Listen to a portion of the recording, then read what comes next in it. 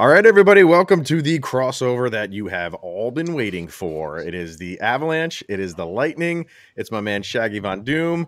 It's my man Mixtape, Mr. Adam Denker. We got hats. We got beards. Let's do this thing. You're Locked On Avalanche, your daily podcast on the Colorado Avalanche. Part of the Locked On Podcast Network, your team every day.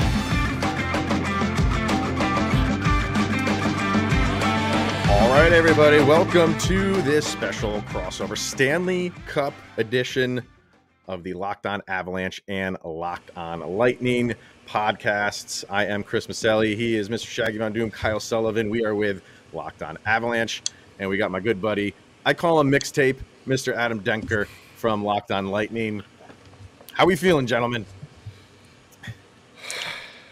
You don't all talk at once. Holy crap! Am I the one who's going to bring the energy for this one? Go ahead. Well, no, the excitement is building. Granted, it's been over a week since the Avalanche have clinched their spot in the Stanley Cup Final, so you've been doing everything possible and like grabbing onto everything to keep you going. So it's about time to get this game going, and I'm so excited for Game 1 tonight. Yeah, I can't say that I've had the long layoff to kind of get things in order in terms of my mental clarity for this upcoming series. But, you know, I have to say, and this is nothing against the Rangers, more so against the fans, I guess. But yeah, you were around around Game 5. I think like Lightning fans, because we kind of felt like there was never any danger of losing that series, even down 2-0. So after Game 5, at least my thought process was, all right, let's just get this over with, because let's play the series everybody else wants to see play. And you know, Chris and I, our listeners know that we host the Locked On NHL show together, and we called, I think everybody else called this, but everybody called this back in August when we were talking about preseason predictions and all that. And it's finally good to have it come to fruition, because I think, Chris, even you and I have been talking about this for a couple of years now. I know that it's all been leading towards this. We've joked about it because we've been doing that. We've been hosting the Thursday Locked On NHL for a couple years now, and we've joked about it. It seems like every year, and it's never a guarantee on who's in the final. And the fact that you know, our two teams, and I talk to you other than Kyle, probably most of anybody in the network. So the fact that our teams are here, I think it's poetic on many levels. One, for the NHL, because this is going to be, I think, a very highly watched series. And personally, because like I said, you and I talk quite often. So, and for people that don't know, and people maybe who are new to like the Locked On universe, especially like our shows, as long as Locked On has been in existence for the NHL side, they started with the NBA and the NFL, and then they brought on, after a couple years, they brought on baseball and hockey. Ever since Locked On has been with hockey, all they know is Adam Denker winning Stanley Cups. There's never been another champion in the look at him in the world of Locked On. So it's even more reason why, you know, we need to take you guys out. I was going to say, I think everyone on the Locked On side, at least the NHL side, you are hated. You are hated. Which is fine. I love playing the villain, you know, but just one snap and it goes back to the way things were, and that's the Lightning winning a third Stanley Cup. But I'm excited to talk about this series because, listen, I think and I guess we could jump right in right here with it. I think I'm more excited for this than for any matchup that the Lightning have had over the past 2 years with the Stanley Cup, just because, you know, you had like Dallas in the bubble, which to me at least, and I'm sure some people in that moment of time thought like, all right, they're just on a good run. There's really no player on this team that is scary. And then you fast forward to Montreal, and it's kind of like the same thing. You have guys here and there who could contribute, but never really a guy that could hurt you consistently on a nightly basis. And now we have Colorado, where everybody on that team could hurt you on a nightly basis. It's not just, you know, this guy here, this guy maybe here. And Chris said it, distinctly remember on an episode of Locked On NHL a couple weeks ago, I guess it was probably the last time we hosted, because it's been a month, that that we've been neglecting our other what we need to do for Locked On, but it's understandable. But this is really a mini all-star game, and it's one of those series where I'm excited about it, because finally the Lightning get to have that test, that big heavyweight battle against another team who is in some ways their equivalent in terms of level and talent in the Western Conference. And Adam, that was something I wanted to ask you right off the hop. Off the heels of Cale Makar's quote today about the Lightning are about to become a dynasty and the Avalanche are looking to create a legacy. The outcome of this series, like whether it be the Lightning or Colorado, is this not a prove-it series to both teams? Like you mentioned the caliber of quality in Dallas and Montreal. If you win this series, does this not make you feel vindicated and validated as a three-time champion? And like if the Avalanche win, they feel like they defeated the back-to-back Stanley Cup champion. This is where things can begin. Right. At the end of everything, do you not feel like that same emotion is going to be felt by whoever wins? Yeah, I think, especially with all the people over the last 2 years, dating back to the bubble, where a lot of people were saying, oh, this, the Stanley Cup against Dallas was a fluke. And then a lot of other people say, well, you just ran into the Canadians at the right time, right when they were at the end of the road of things. I think in a way, yes, this will, a cup is a cup is a cup. We've spoken about this numerous times where, you win a cup, you win a championship. It's a championship. You could put all the asterisks next to it and make all the reasoning as for why it's not, but doesn't make the journey there any less difficult. But I think this will just be like the absolute cherry on top. Not only just because it'll be a three-peat, but I think it will add an air of legitimacy towards this run that Tampa's had over the last 3 years. I think that, especially against a team like Colorado, I think even if this was Tampa's first cup in the span of 3, I think the rest of the league would look at this and be like, all right, these guys are for real. And I kind of want to throw that question back to you guys. Would it feel any different if you guys were playing maybe the Rangers or the Leafs? Would it feel a little bit differently if you guys were playing any of those teams rather than the 2-time defending Stanley Cup champions? I kind of agree with what you're saying. Is like, if you win a Stanley Cup, it doesn't matter really who you went up against. Yeah, that's a legit champion, and it doesn't matter, if it's a shortened season, if it's in a bubble, like it's still difficult to win that. Yeah. So, and if you're going up against a team that made it there, they made it.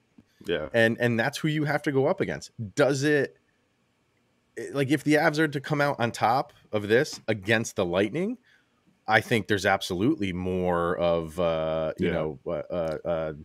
tip of the hat to the Avalanche for taking down the 2-time defending champions. Absolutely. So I do. I'm glad. And Kyle and I talked about this in a recent episode. I'm happy it's the Lightning, because that's the legitimate 2-time defending champion. That's who you want to take down. Yeah. This is what you want to see. This is what fans want to see. They want to see a team going for a three-peat. And then from an Avalanche standpoint, they want to be the team to prevent that. And like we were just saying, to be the team to now be on top, because you took the team that was on top down. And Adam and I, you and I have even done, when we do our power rankings at the beginning of the season, we have this question all the time. Who's number one to start the season? Is it the team who made all the moves and goes into the season after, a good draft or a good, free agency period? Or is it the Stanley Cup champion no matter what? Right. And we had that debate. And that's what the Avalanche want. They want what the Lightning have for the past 2 years. Yeah. Go ahead. And honestly, like when you talk about the Lightning as the caliber opponent, like for the Avalanche, it's been 20 plus years, and not too far removed from that bitter season where rivaled one of the worst of all time. And to see this team and everything they put together, it would feel a little bit different if it was the Rangers or some outside shot like the Capitals ran the East, or you finally, after all this waiting and all of the hurdles you had to overcome, you beat a team, and then you're more spending the offseason defending the caliber of opponent. Yeah. Like, it takes away from that win a little bit. So for everything the Avalanche have been doing to this point, to have the opportunity to topple the back-to-back Stanley Cup champions, it really just solidifies everything they've done to this point, because it's not about just this year. It's everything they've had to overcome to get here. Mm-hmm. And that really is what they're looking forward to. Mm-hmm. Yeah. All right. Let's hear from Rock Auto, and then let's talk individual players. Guys we know they're going to be on the ice, guys that are not but could potentially be on the ice. There's a lot to still get to. But first, Rock Auto. With the ever-increasing numbers of makes and models, it's now impossible for your local chain auto parts store to stock all the parts that you need. Why endure often pointless or seemingly intimidating questioning and wait while the person behind the counter orders the parts on their computer, choosing the only brand that their warehouse happens to carry? You have a computer and access to rockauto.com at home and in your pocket. Save time and money when using Rock Auto. It's a family-run business serving do-it-yourselfers for over 20 years. The prices are reliably low for every customer, so go explore their easy-to-use website today to find the solution to your auto parts needs. Go to rockauto.com right now. See all the parts available for your car or truck, right? Locked On in the How Did You Hear About Us section, so they know that we sent you to them. Amazing selection, reliably low prices, all the parts your car will ever need at rockauto.com. So big questions going in for, we'll start with like the injured players. And for the Avalanche, it's Cogliano. To a much bigger extent, it is Nazem Kadri. And for the Lightning, the big one is Braden Point. Is there anybody else other than him? Is there somebody like maybe on like Cogliano's level, like maybe a bottom six guy that the Lightning are hoping comes back that can make an impact? Or is it just Point? Is he the biggest fish, basically? I think it's Point. There are some guys on the lower lines that are a little bit banged up right now, but there's not really any fear of them missing time. It's more so our defensive core that is a little bit worrisome. Eric Chernak was banged up quite a bit in that series against the Rangers, as was Ryan McDonough. So, those are the guys you really don't want to see not be on the ice or go down the tunnel at any time, regardless of what time of the year it is. That is something that I'm going to be curious to see, and I'm sure now your listeners are going to be able to see, wanting to see actually, just because those guys are so vital to what the Lightning do, and that is just playing a 200-foot game, because when they're able to do that, and especially play well in the neutral zone, it opens up everything for them on all aspects of the game. So, having those guys on the ice, as well as having their defensive core rolling on all fronts, that's going to be very important for them. As for Braden Point, it was a little concerning during the Rangers series. He skated a couple of times. He took a nasty spill at some point, actually falling into the boards, risking possibly hurting himself even more. But what we've heard from John Cooper, as well as just seeing video online, it seems like Point is starting to get back to what he was. I wouldn't be surprised if we see him miss a couple of games. I would think if he's going to come back, if at all, it's going to be during games maybe 4 or 5. But we'll have to see. It depends, obviously, on how he feels, as well as, when John Cooper wants to maybe take that risk and bring him in. And, because what we saw in the Ranger game in Game 6, Ryan Strome, Gerard Gallant started Ryan Strome, and then he missed pretty much the rest of the game, and then you were missing one forward. So John Cooper definitely doesn't want to be in a position like that. And then, so Braden Point, we'll see. He's not. I would love to have him on the ice, but I think this team has played so well without him to where they've been able to adjust things where it's not going to be a big issue for them to be able to get things going against Colorado. And then the guy I'm very interested to hear about on your side of things is Nazem Kadri. What have you guys heard about him since he missed time against Edmonton? I'm going to throw on my Nazem Kadri gloves. I've been waiting to channel him. Yeah. I was waiting to see when Chris was going to bring those out. Yeah. So there they are. And I'm summoning the powers that be to I don't know if that's got some healing powers in it. So there you go, Naz. I don't know. I don't. Did you say you don't think Braden Point's coming back until game 4 or 5? Was that? I would expect probably 4 or 5. I wouldn't be surprised if it's 3, but if he comes back around that 4 or 5 area, I'm okay with it. Because I think if the Avalanche are smart, I don't think they bring Kadri back until about that time. I'd say like the middle games, 3, 4, or 5. Yeah, if he's ready to go. Knowing Nazem Kadri. He's going to want to be out there in game 1. Yeah. And I don't know. I'm so torn. And even I think Nazem Kadri is smart of saying, like, I don't want to hurt my team. Yeah. But I don't want to miss an opportunity to play in the Stanley Cup Final either. Yeah. So it'll be really, really, if he's in on game 1, he is not going to be anywhere near 100%. And even, from what I understand, even up till Tuesday, he wasn't gripping a stick. Yeah. So that's kind of important. So I've heard, to play hockey. So I don't know. I don't think he's ready to go, but is he just going to try to muscle through it? That's a big risk. I don't know. I don't see him playing game 1. Kyle disagrees with me. I do. I have this weird feeling about the messaging from Bednar around this injury and not ruling him out still. And just his efforts all year long. Like, Nas has made it a point to not get suspended in these playoffs, clean up his game, make it to the finals, and be there for his team. If all that's in his way is a broken thumb, he's going to tape that bad boy up, stick it in a glove, and just make it. I don't feel like he's going to let that get in his way when everything else has got in his way his entire career. I don't think he's going to let a thumb stop him from helping his team win the Stanley Cup. So I feel like he's going to make an appearance in game 1. I'm not speaking to his quality of play. I'm just talking about Nas and his determination and what he's already showed us what he's going to do this year. I just have a feeling that he's going to try and play game 1. We'll see. We shall see. And Cogliano is in the same realm. It's kind of like up in the air. And both of those guys are clearly important to their team. You know what I mean? Especially Kadri.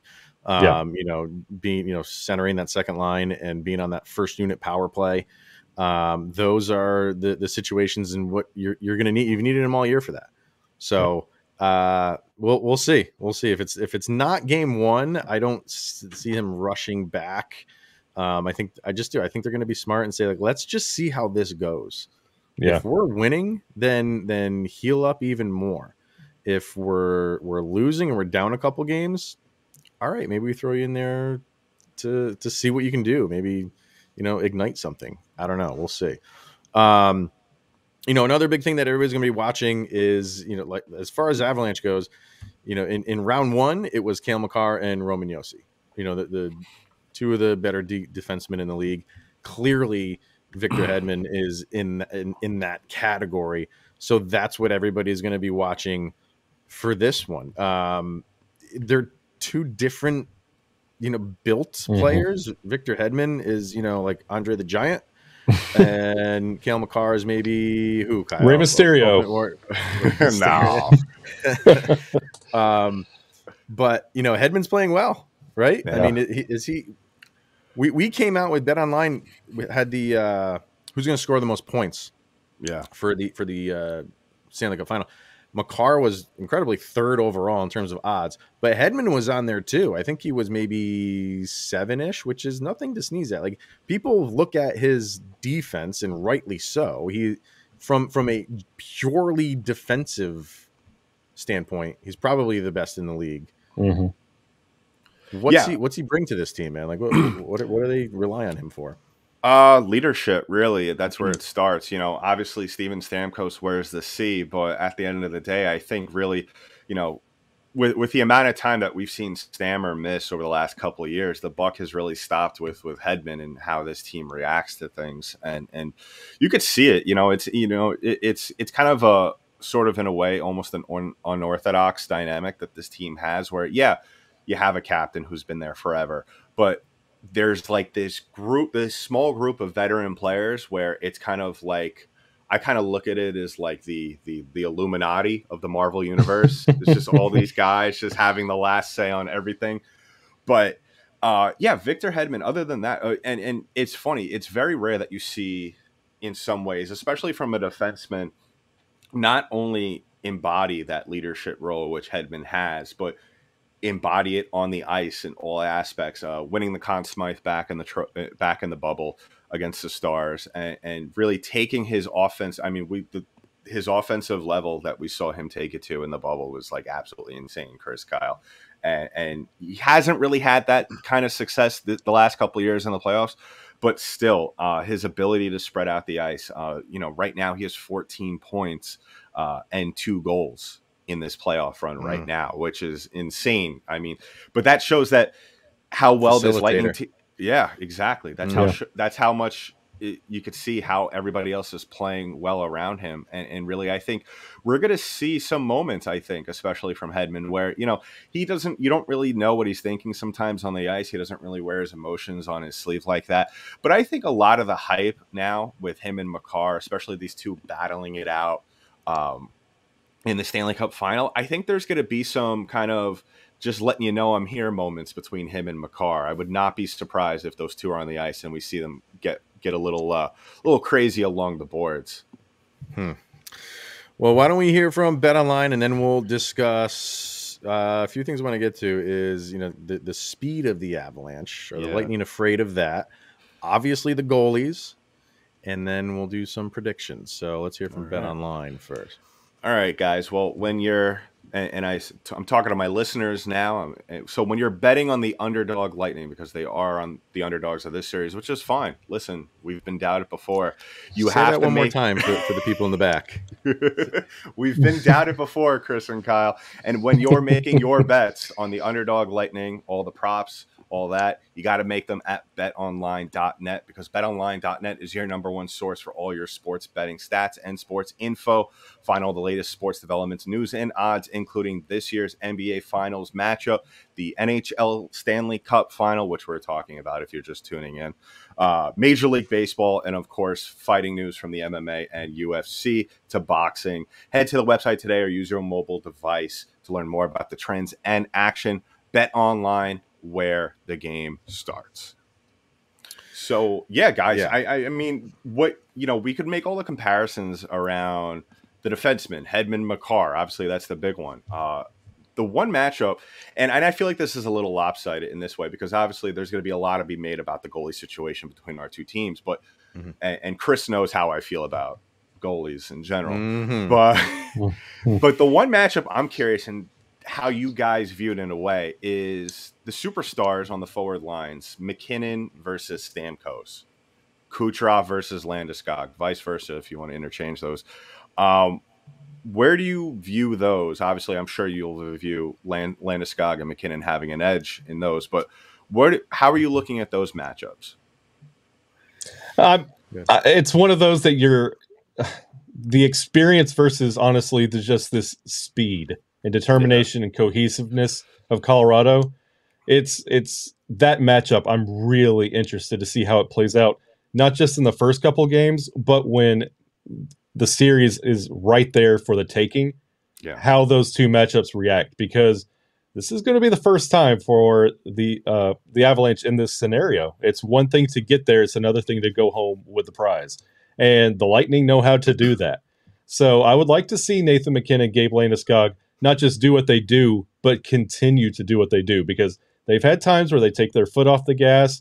They get a little trusting of lines 2, 3, and 4, and no, they don't have to do it all, but there's nothing you need to leave out there on the ice. I want to see this Avalanche team continue to push, and it's who continues to push. If it's the experience or the determination, that's what I want to see in this series. Yeah, I think it's more than just Vasilevsky's an all-world goalie and that's that.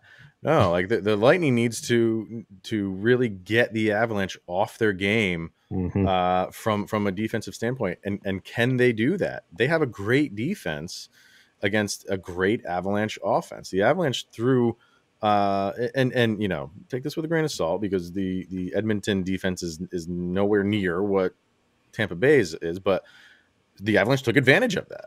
And every single game they had at least 40 shots on goal.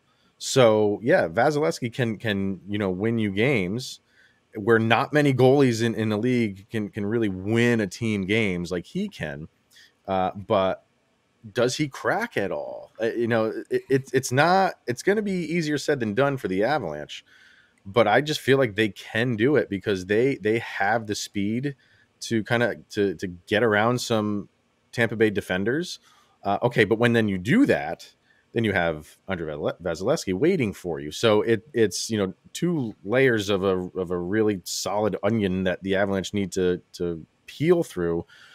But you shoot 40 to 50 shots on goal. I like those chances. I really do. And on the other end, it's going to be tough for the Avalanche because the Lightning have offensive capabilities too. So we don't know who the starting goalie is. I'm on Team Kemper and Kyle's on Team Frankie, but I don't know. Either way, like they're gonna have to be Vasilevsky like. They really are. And that's why I think like Darcy Kemper is the man, because I think he's more capable of doing that than Pavel Francouz is. So, but can the Lightning get the Avalanche off of their game, which is a high octane, constantly forcing the issue, get shots on goal, make you make a mistake and try to take advantage of it? That's going to be a question.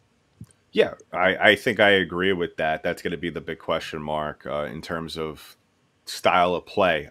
The Lightning, obviously, in 2019, kind of the greatest show on ice, as I like to call it, ran ragged with their speed throughout the entire NHL. And then you've kind of seen this metamorphosis with this team over the last couple of years where they've gone from that run and gun style to slowing down the game, because a lot of teams more times than not try to match them skate for skate on that side. And we've seen that throughout this entire playoff run with the Lightning, where they thrive better in situations on the offensive side of things, where if they just take it into the zone, they set up, they cycle the puck around, and they give it to Stamkos or Kucherov, especially Kucherov, who is really the point guard of this team. If they could allow to slow things down and make the Colorado Avalanche play their game, I think the Avalanche are going to have a hard time with that, just because of the ability Kucherov has. And we have so many guys, not even Kucherov and Hedman, we have so many guys that have the ability to just quarterback an offense, to where I really think it's going to come down to, like Kyle said, in a way, the lower lines, the bottom six. Yep. Those bottom six, I mean, the Lightning third line has been made so much of the last couple of years, and now we have this complete almost rehaul of it. But this year they've been playing fantastic, not as electric as what we've seen in years past, but still productive nonetheless. And I really think it's going to come down to those third and fourth lines, because I could only speak to what I've seen from the Lightning this postseason, but that fourth line, especially with Perry and Belmar and Maroon, has really done wonders for this team. And I think if the Lightning are able to just slow things down and allow themselves to create traffic in front of Kemper or Francois, I think Colorado's going to have an issue with that. And I think that's what scares me the most about this series. It scares me and it's exciting at the same time. We've seen how the Avalanche handle premier defensive talent. Round one, Roman Josi, up for the Norris, swept. Premier forward talent and Connor McDavid, we swept.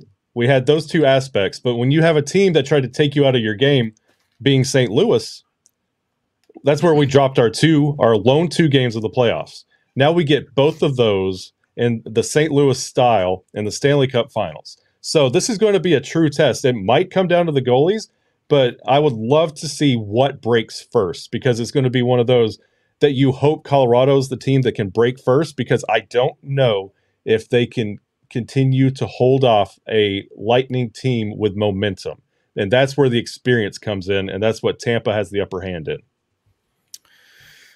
I don't know. I'm just hoping the AARP cards are kicking in for the Tampa Bay Lightning, and kudos on getting P. Belmar to score. I love him. One of the greatest the greatest signings from this offseason, other than Corey Perry, was Belmar. Unbelievable player. Without him, I don't know where the Lightning would be in the face-off circle this year, really, because he has done a fabulous job for this team. I just miss him, keeping everybody loose and, in the locker room. He's just a funny guy, and he's not going to, light the world on fire with his stats, but that's important. They didn't need him for that stuff. Yeah. I do. I missed him. So, And one thing I want to ask both of you is, because Kyle brought it up and I totally forgot it until he actually said it. Lightning have only the Avalanche have only lost 2 games. How confident are you with them in the face of adversity? Because yes, they pretty much for the most part dominated the Lightning in the regular season, outscoring them 7-5, winning 1 game in regulation as well as overtime. I doubt either team is even thinking about that right now, because both teams were a little bit different at that point. Lightning were, I wouldn't say in shambles, but they were a shell of what they are right now. But in the face of adversity, especially against an experienced team, against like the Lightning, how worried would you guys be in that kind of situation? This is something we've talked about several times throughout the year. And while they haven't really faced it in terms of a series coming down to the wire, in games throughout the playoffs, they've faced it, but they have faced everything that you can throw at them in the regular season. Like name it, they have faced it and overcome it and won. So, like that, it hasn't carried over to, like I'm saying, like I haven't faced a game 7, you know what I mean? So that's very real that they haven't done that, but there's been games that they've been behind in the playoffs. They've given up the first goal. I don't know. I don't have the exact number in front of me. I think there's maybe been only like 1 or 2 games this postseason where they've had the first goal. So they're always coming from behind in these playoffs, but throughout the regular season, they've won every which way you could possibly think of. And I'm sure Kyle was going to say something very similar to that. Yeah, they dropped an overtime loss game in January, and then other than that, had a perfect January. Like that was the Nashville game, right? The too many men game, which was a bogus too many men on the ice in overtime. Like it was nonsense. So other than that, a perfect January. And then this is something me and Chris talk about literally after every game. If they do give up that first goal, we talk about it all the time. You never feel out of it. Never. Yeah. You never feel like, oh, this is going to be one of those games. No, the Avalanche find ways to make it one of their games. And that's the thing I look forward to in this series is this is where you get tested. It's one thing to do in the regular season, and it gets inferior talent with like Nashville and what Edmonton, like that was a bad matchup, really. Like you want to see what they could do. Like, and you ask, like, how worried are we? I don't want to sound cocky here, but we're not. Yeah. You're not, because this team, if they have showed you, oh, well, they do this in this situation, we haven't seen that situation. So you're just going off of what they say and what they're doing right now, and that's good enough for me. Yeah, it's nothing against Tampa Bay. Yeah. But and Tampa Bay is as confident as the Avalanche are. Yeah. And I think that's where this is going to be a great series, because both of these teams honestly believe that they can win. You know what I mean? And I did Locked On Sports today, and that's what I told them that. I said, like, this is a matchup where it literally can go either way. Nobody knows where this thing can go, and it's going to be teams are going to try to exploit things, and it might work, but the other team is so well prepared, and especially Tampa Bay, they've been there before. They'll fix, if something's broken for them, it will get fixed, and probably before the end of the game, not for game 2 or 3, whenever the case may be. Like, you are going to have a back and forth in this series that this is going to be an exciting watch. It really, really is. Yeah. I think NHL fans are going to be in for a really good treat with this series, because it's just going to go back and forth. I agree with that. I think this is good. You're going to see, I wouldn't say cocky, but there's going to be a ton of confidence oozing from both these teams, especially in game 1. And a listener actually reached out to me, and I didn't think about this until then, and then we could get into predictions real quick. How big, now, obviously we all know by now, let's state the obvious, hockey is played indoors, but there's going to be certain elements in this series that are going to play a factor. The high altitude in Colorado, and then on the other side of that, it's been very well documented over the years, the quality of ice down in Tampa due to the humidity. We won't get into.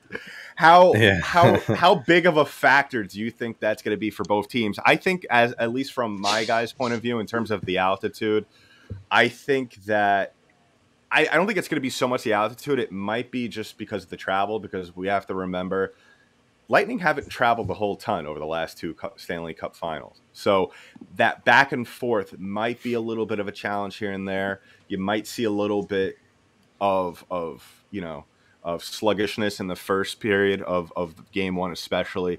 And then on the other side of that, the ice quality at Amalie might play in favor of the Lightning, because we know how to play on it. We know what to expect, especially on certain bounces, and it might actually slow you guys down to a certain degree. You forget we played in Lake Tahoe. Thank you. Yeah, I was about to say we played on a melting lake. Yeah, which we had to refrain from playing for 9 hours before. I don't think that's going to be an issue this time. I don't think you're going to have to bring your scuba gear for this one. But. At this time of year, like, players adjust pretty well. Yeah. Will there be? I don't think the first period.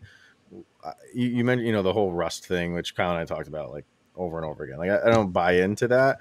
Maybe in the first couple shifts, but I just think you're going to see a first period of nobody wanting to. It's going to be like overtime, period one, because it's game one of the Stanley Cup Finals. There's going to be some nerves there, and nobody wants to make a mistake. And I don't think you're going to see, and maybe I'm wrong, you're going to see the high-octane Avalanche offense in the beginning. I think they're just going to build up to that when they get their legs. The butterflies go away, and maybe it won't be the entire first period, but maybe half the first period. But I think at this point in the season, teams know what to expect. If they don't like how the ice is, they adjust to it. And with the altitude, with the Lightning, by game two, you're going to be adjusted to that too. So, and you also need to think, when it comes to the subject of ice quality, this is the dream matchup for hockey fans: Avalanche versus Lightning. First game on ABC/ESPN. Do you really think Gary Bettman's going to let this dream matchup take place on this big network and then let ice get in the way? If that's going to be an issue before the game. This was an issue before. I think it was in the 2000 series between Dallas and Colorado with the ice. Something about like it being a melting issue, and like he was worrying about it. Like, fast forward to where we are now, I really don't think ESPN wants to put on a product and say, "Hey, look, here's your championship. The ice is disgusting." I really feel like things might get adjusted there. Well, I always say the ice quality in Tampa because the Canadians, if you remember, last year's final did make a thing about it. So I've also heard about it. We had the list. Wasn't the Lightning were a better team? It was the ice, clearly, right? It was the ice. I mean, come on, man. Yeah. All right, but let's get down to it, because after we end this, we are no longer friends for the next couple weeks. So I didn't even know we were friends to begin with, guys. That's true. That's true. Haha, got you. Shots fired. All right, what do you got? Let's throw out our predictions, and we'll start with Mr. Denker. Go for it. All right. So predictions for this series. I was dragged through the coals by Ranger fans in the previous series, saying Lightning in 5. So I'm gonna be a little more reserved in this series and say Lightning in 6. And all right, I think that Steven Stamkos is going to be the Conn Smythe Trophy winner. Okay, go ahead, Kyle. Kyle is digging deep. Adam, prepare yourself for this, because Kyle likes to throw out some crazy things that sometimes come true. So Avalanche in 8. This, again, not being any kind of way, I feel like Avalanche in 5. Wow. Okay. All right. Well, it just has that feel. Yeah. Do you want to throw it a Conn Smythe? This is good. Off what we've seen so far in their play, this is going to be Cale Makar. All right. So I'll piggyback off what Kyle is saying of Avs in 5. And the only reason, and that's not my prediction. Wow. I'm going to hedge my bets here and say my prediction here is completely predicated on I can't stand when the best trophy in sports and the best celebration for that trophy in sports is celebrated on opposing team's ice. It still has meaning, it still has value, but it just means so much more when that is won on home ice. So because of that, and only because of that, I will say Avs in 5 or 7. So they win it on home ice. That's the only reason I'm saying that. And then take that for what it's worth. Conn Smythe, this is Nathan MacKinnon all over it. He has been waiting for this moment. And when I said like the first period might be just like let nobody make a mistake, maybe pump the brakes a little bit, Letterkenny style, he will not. Nathan MacKinnon he'll be the only guy out there going 125,000 miles an hour because he wants this so bad. And I know everybody out there wants it bad. But Nathan MacKinnon is going to be a man possessed for 5 or 7 games. Conn Smythe. That's what I got.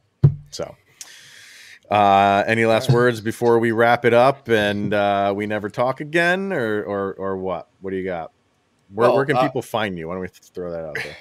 They could find me at home thinking about that Avalanche in 5 prediction that Kyle threw out. But no, you can find the show at LO_Lightning on Twitter, as well as Locked_Lightning on Instagram. Give us a follow on YouTube. The channel is popping. Congratulations to you guys on making 1,000 subscribers.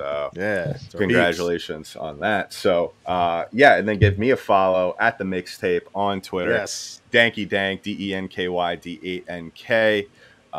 And it's going to be a great series. I'm excited to see just the NHL level, video game level of talent that we are going to see in this series. And like I said, on Locked On Sports Now, like these games will not be over until 000s are on the scoreboard. No team will be out of this. No, and like we said with the game number 1 in Edmonton, no lead was safe.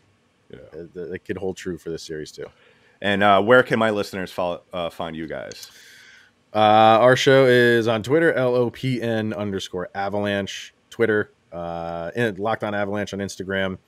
Obviously on our YouTube channel, search for Locked On Avalanche, and you can find Kyle at Shaggy Von Doom everywhere you look. That's my man. So. All right. I just think if the Rangers had won that game 6, like we would not be having a game right now. So I guess in some aspect, thank you, Lightning. So thank you, Lightning. Yeah.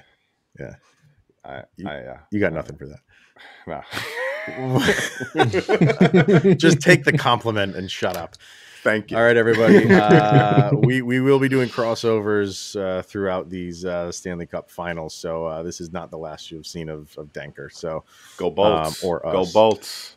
Enjoy. It's going to be fun. Game 1, and we'll be back tomorrow to talk about it all. Everyone, thank you for making this your first listen of the day. Always appreciated. He's Mr. Mixtape Adam Denker. For Shaggy Von Doom, Kyle Sullivan, and I am Chris Micieli. Enjoy game 1, everybody. We'll see you tomorrow.